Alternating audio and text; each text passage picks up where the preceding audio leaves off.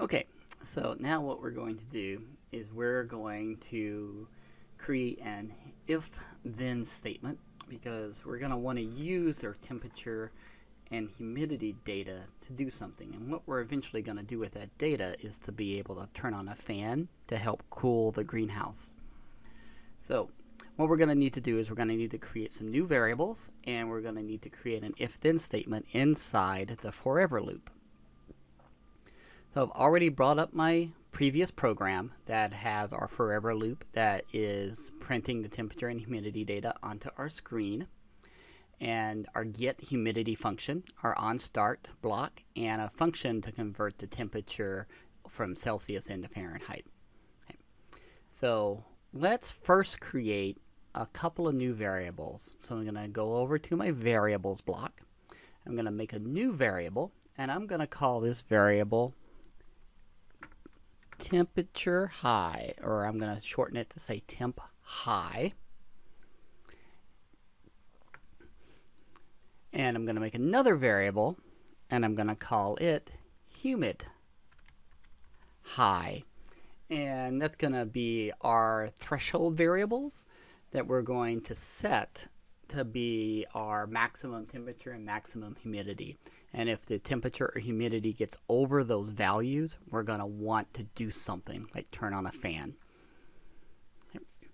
So I'm going to make a new function now. So I'm going to go to my Advanced tab, click on Functions, make a function. I'm going to call this function my variables function.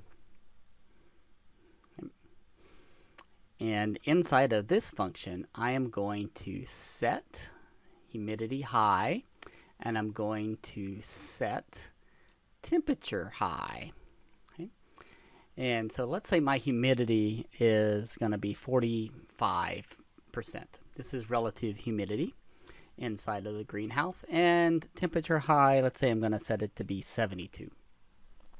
What's nice now is that anytime you want to change your variables on what are important conditions for your greenhouse, you can just change them in this function variables, and it will automatically update throughout your entire code. So you don't have to go through and find where all of these different variables are. You just have one spot to go look for it, which is quite nice.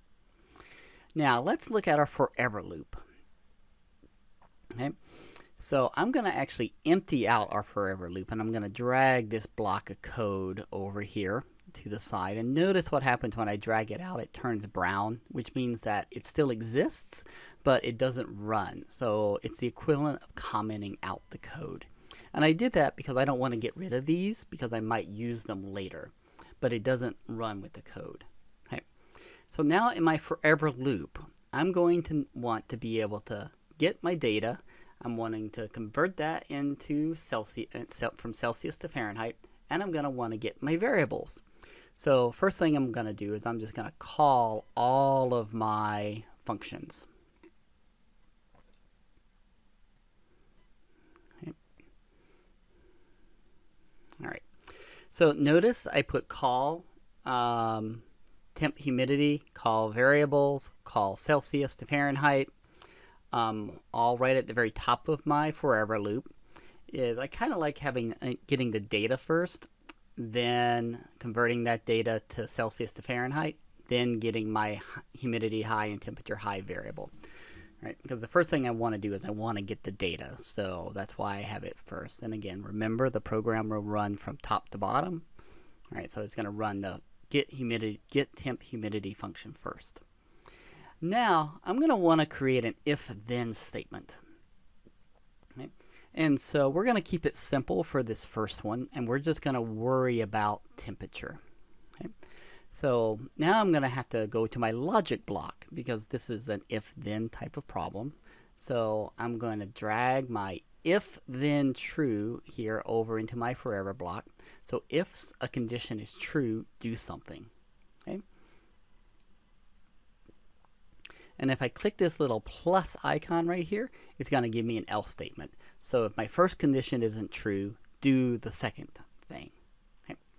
So notice I want to be able to compare my temperature that I'm reading from my temp sensor to the variable condition temp high that I set. But I've only got one block here. So I'm going to go back to my logic, and I am going to grab one of these kind of comparison blocks, and I'm going to drag that into where it says true. Now I'm going to want to test my variables against each other. So I'm going to grab my temperature. This is what I'm reading from my get humidity function.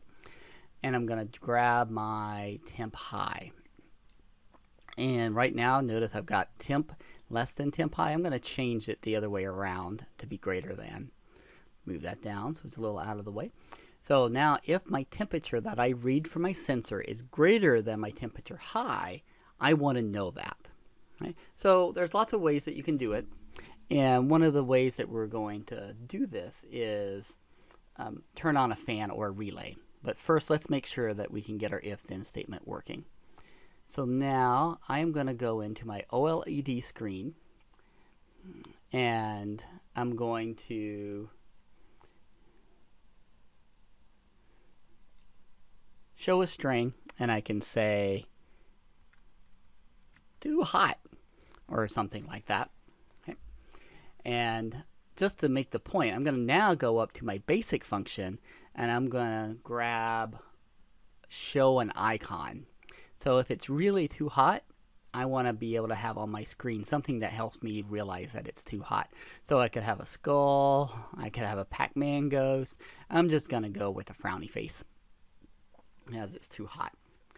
But if it's okay, and not writing my temperature data right now to my screen, I am going to just go back up to my basic, and I'm going to grab my icon and give it a heart symbol saying, everything's good. Right? So now what this forever loop is going to do is it's going to call my temp get humidity, it's going to call the Celsius function and convert my numbers from Celsius to Fahrenheit. It's going to get my variables, and now it's going to print too hot on the screen, and it's going to print a little smiley face on, or frowny face on the microbit itself. And then if the temperature isn't higher than 72, it's going to print a heart. Okay. And now we have our first working use of data for our temperature function. So same type of thing that we'll do before is we're going to save it. What I'm going to do is I'm going to save this as temp if then. All right, I'm going to save this file.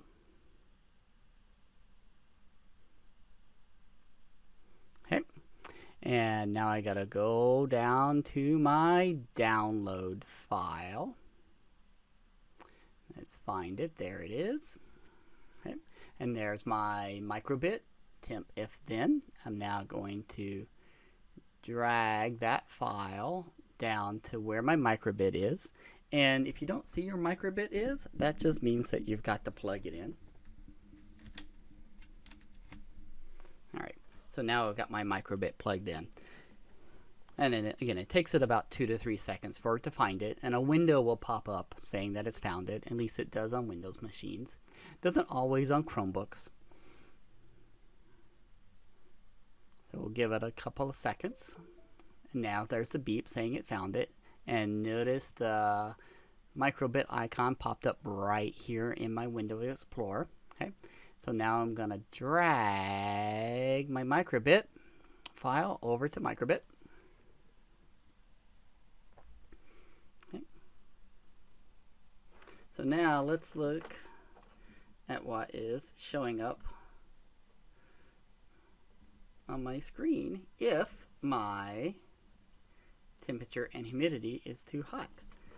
Now I'm getting a little heart sign, so that means that everything is good. And you can always test this by taking your temperature sensor and breathing on it or heating it up, and you should be able to get a change in the temperature until your little icon on your microbit would change to a frowny face, because what's going to happen is this forever loop is going to run over and over and over again.